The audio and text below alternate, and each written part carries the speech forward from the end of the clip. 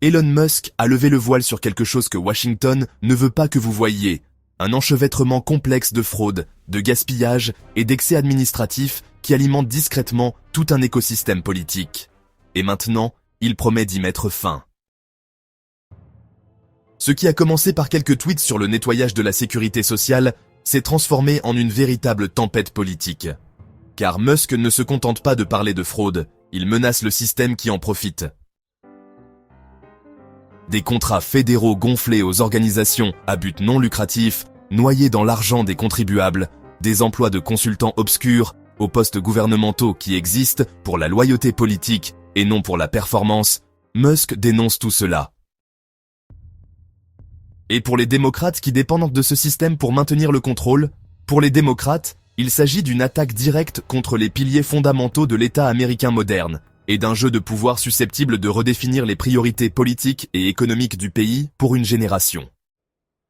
Selon des sources au sein du cercle stratégique du Parti républicain, Musk a proposé d'exploiter des algorithmes avancés, des données de surveillance en temps réel et des audits automatisés pour optimiser la sécurité sociale, l'assurance invalidité, SSDI, ainsi que d'autres systèmes importants d'aide sociale et de prestations.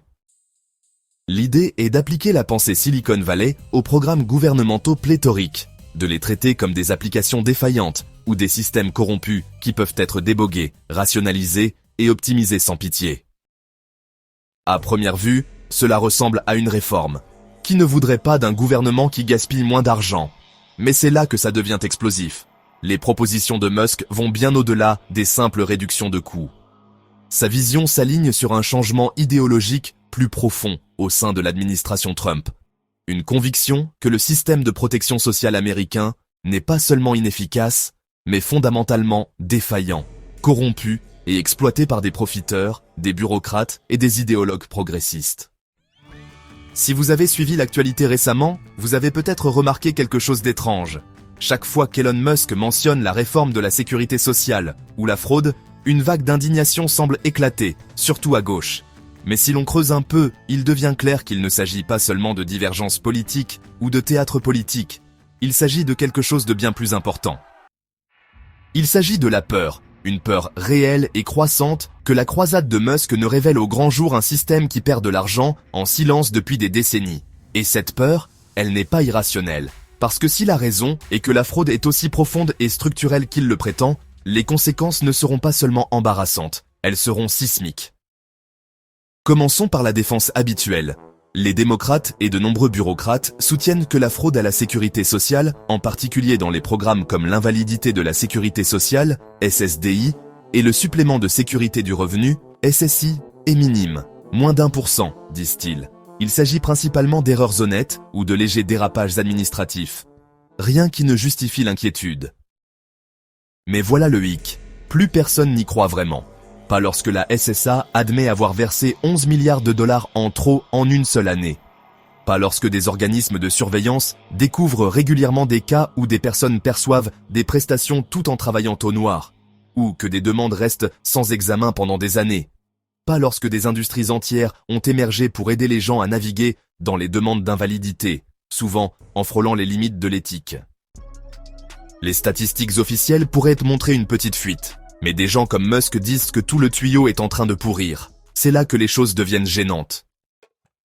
Car si vous suivez la piste de l'argent de la sécurité sociale vers l'extérieur, vous commencez à réaliser que cela ne s'arrête pas aux bénéficiaires individuels.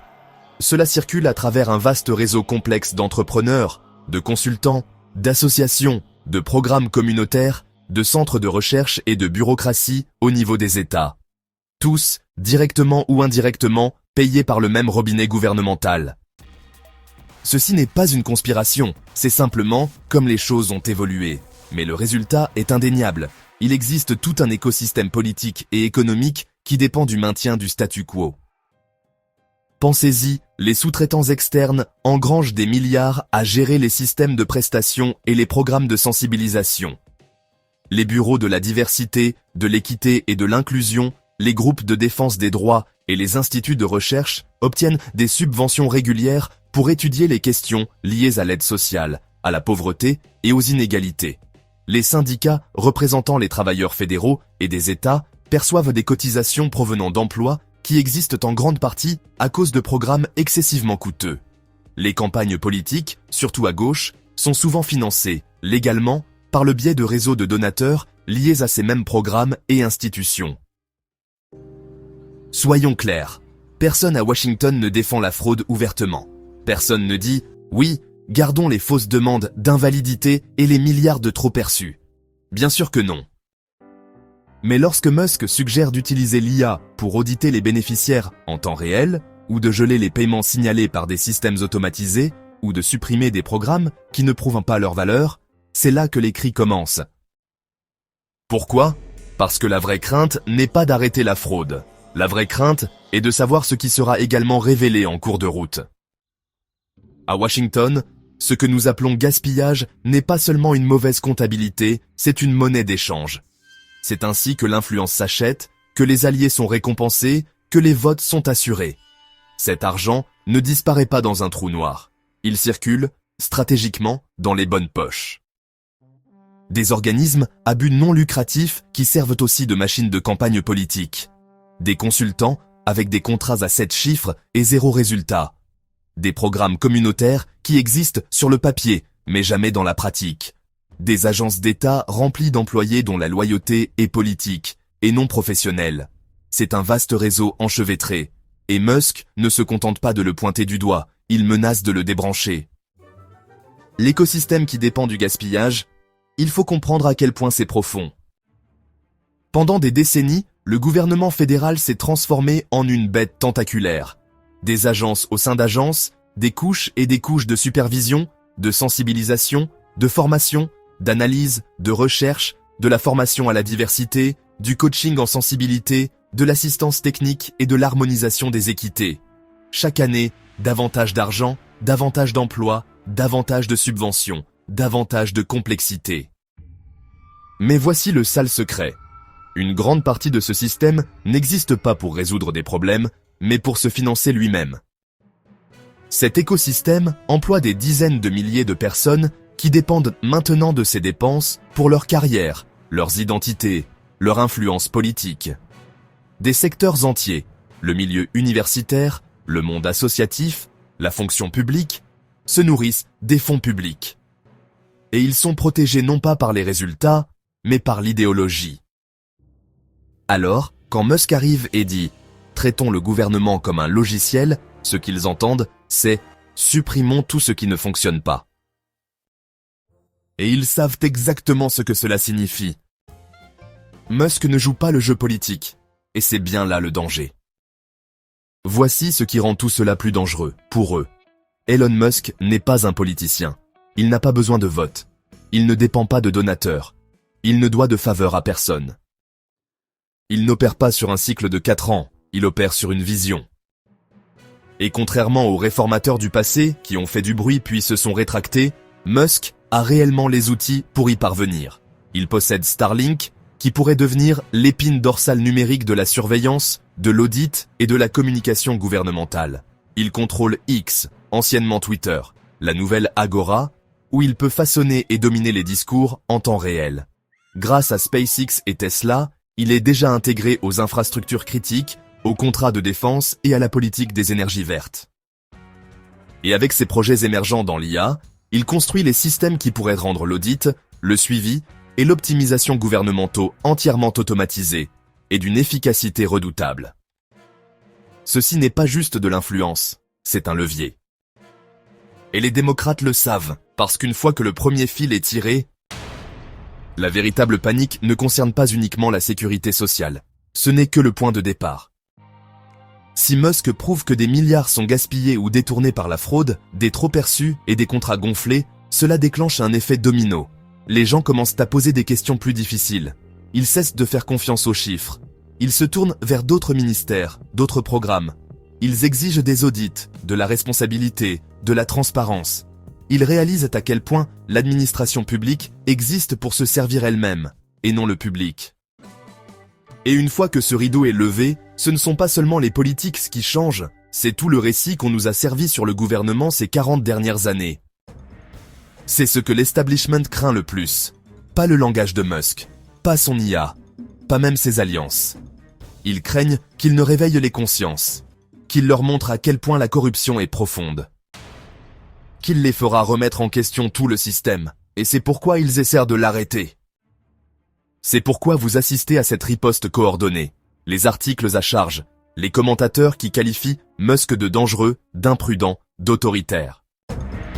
Parce que si son plan fonctionne, si la fraude est exposée, si les programmes sont arrêtés, et si l'argent se tarit, les centres de pouvoir qui contrôlent Washington en douce depuis des décennies commenceront à s'effondrer.